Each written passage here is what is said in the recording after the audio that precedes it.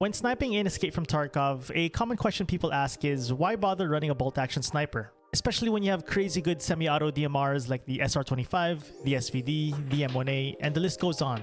And my answer is always, why not? But in all seriousness, I'll be the first to say it. Bolt-action rifles are definitely not the most practical thing to use in this game, but you gotta admit, it's one of the most satisfying kills in the game. And that's exactly why I love it. It's a satisfaction. It's like Tarkov ASMR for me. Running a successful bolt-action raid is personally one of my favorite things to do in this game. That satisfaction of hitting a headshot followed by your PMC racking the bolt makes you feel like a sniper straight out of a movie. But the problem is, running snipers are not cheap. You not only spend money on modding out your sniper, but also you'd want to run a secondary weapon, especially for those moments when you get W-keyed by another player. So finding that sweet spot loadout of price and efficiency is something that I've struggled with at the beginning as someone who enjoys bolt-action sniping in Tarkov. I'm going to show you my favorite budget bolt-action sniper rifle in Tarkov and why I choose this over others. I'll also share a recommended low-budget secondary weapon that I like to use with this gun. Stay tuned to the end of the video as well to see how I use this loadout in an actual Tarkov raid. Before we get into things, I will give you a heads up that you will need Level 2 traders or the flea market unlocked. Also, prices shared in this video are based on the 12.12 patch. It is currently March of 2022. So to get to the point, my favorite budget sniper is the Mosin. It currently stands at 42,203 rubles for the base gun itself. Slapping on the 3.5 PU scope only costs a total of 16,024 rubles. This is available in level 2 Prapper. As for the suppressor, I recommend putting on the Mosin custom thread adapter from Jaeger level 1, which only costs 1,575 rubles, which will allow you to put on AKM compatible suppressors. I simply choose whatever the cheapest suppressor is on the flea market, and it's usually a toss-up between the Hexagon or the Rotor 43. They both hover around the 20 to 25,000 ruble range. All this will cost you a total of around 80 to 85k rubles depending on the price of the suppressor for the day. Now, let me get into some reasons why I choose the Mosin over other options. A popular option for budget bolt-action rifles in Tarkov is the VPO-215, which is a solid choice as well, especially with the APM rounds. My only issue with the VPO is that in my experience, I have trouble taking down targets at around 150 meters and up. It's a mix between the inaccuracy penalty the APM round has and how slow the round travels. Or maybe I just suck. Either way, I just don't have good experiences with the VPO-215 at longer ranges.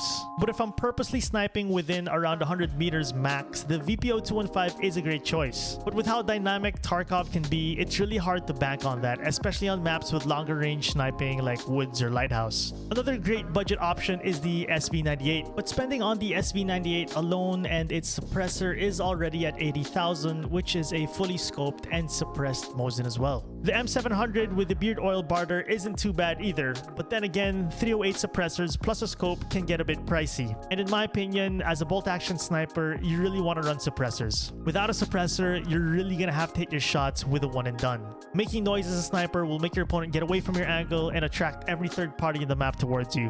It's tough. With all that said, the Mosin isn't rainbows and unicorns either. It's one of the worst ergonomically built guns and the PU scope isn't everyone's favorite. But with enough practice and playing your cards right, playing around these disadvantages isn't too bad. The best tip I can really offer for the Mosin that will help you a lot is to time your ADSs perfectly. Staying ADS too long will ruin your snipes. Because the Mosin is heavy and has really bad ergonomics, timing your ADS is really essential. When scanning for targets, stay on ADS. When you're ready to take a shot, go ahead and ADS, but take note of the transition of your PMC getting his eye into his scope. There's roughly a 1-second transition from un-ADS to ADS.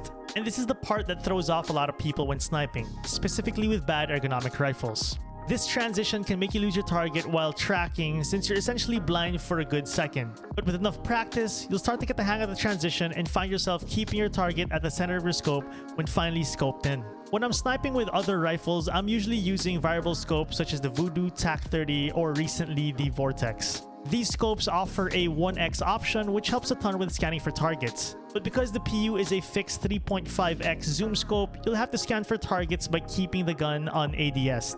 It's something you'll have to get used to, especially if you're always sniping with variable scopes. But personally, practicing with a fixed scope has helped me become a better sniper player overall. What's also great with the Mosin is the caliber it runs, which is the 7.62x54R. These rounds hit hard, even LPS, which is available at Prapper level 1, and they're fast bullets. And fast bullets mean you deal with less bullet drop and lead compensation. As for a great secondary weapon to the Mosin, I find that the Keter is a great level 1 trader weapon that complements the Mosin really well. It's cheap and readily available at Prapor Level 1. So if you find yourself in a bad spot against an aggressive player, a Keter Magnum to the legs works wonders. The Keter currently stands at 21,349 rubles, only 6k rubles more expensive than a Glock 17.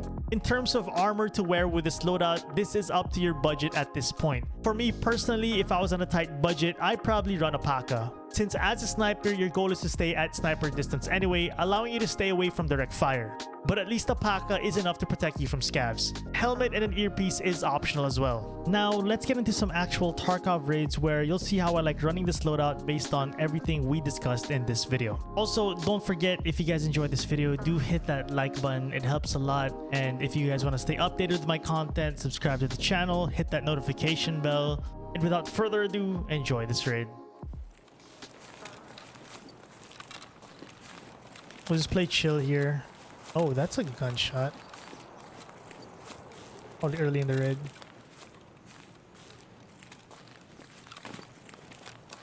It's a Mosin across the land. I'm not gonna...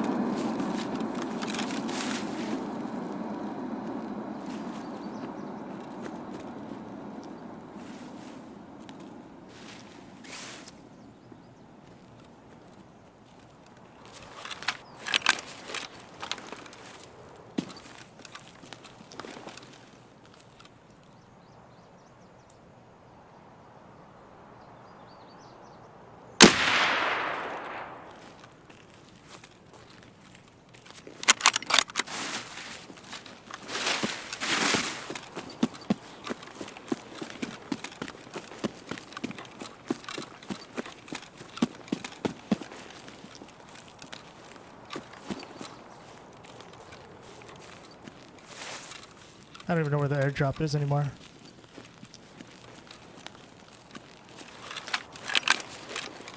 I dropped him.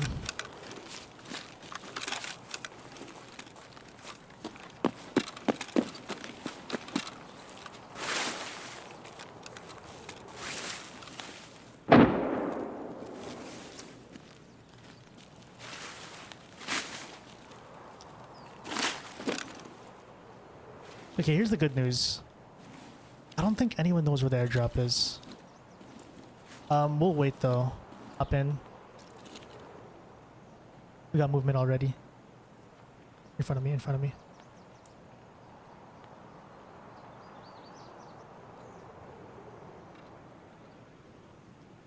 He's checking his corners. This is not good. He's actually checking his corners. He's in front of me here. Literally right below me. This could be a player scav.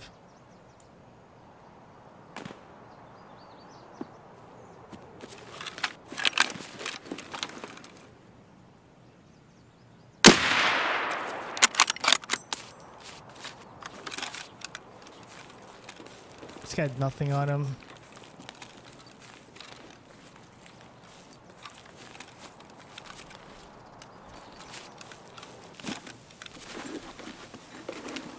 Yo, Sonic, I'll see you, man.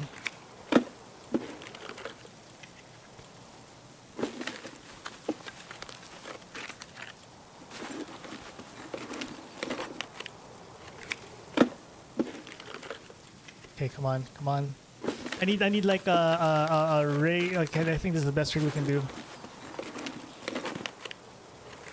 I'm gonna grab the gazelle. This is probably a bag. I want to drag my. There you go. And then that. Then just control click shit in there.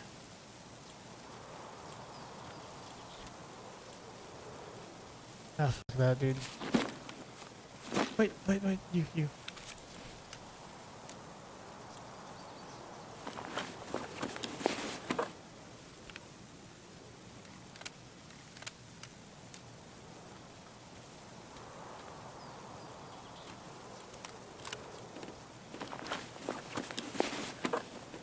Fuck, it was.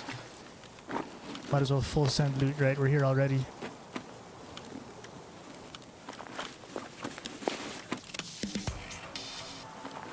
See, that's why we needed to loot. I need to finish my quest, chat. So I really needed to loot for my quest. Totally quest related. So we have to loot a little more for the quest. Just keep looting for the quest. See? Looking at. We have to loot a little more on this guy. Just because we have a quest. We have a quest we have to finish. So I gotta hold it stock, you're right. Little more loot.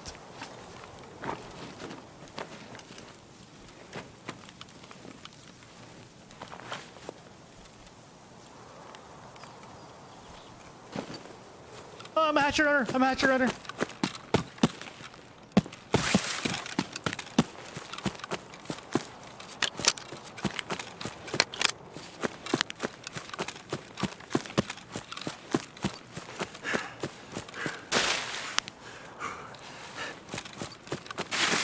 So glad we got the shot on the first guy. I really wanted to shoot him early because we could have waited for him to loot, but when we spotted the first guy, I genuinely was not sure where the airdrop was.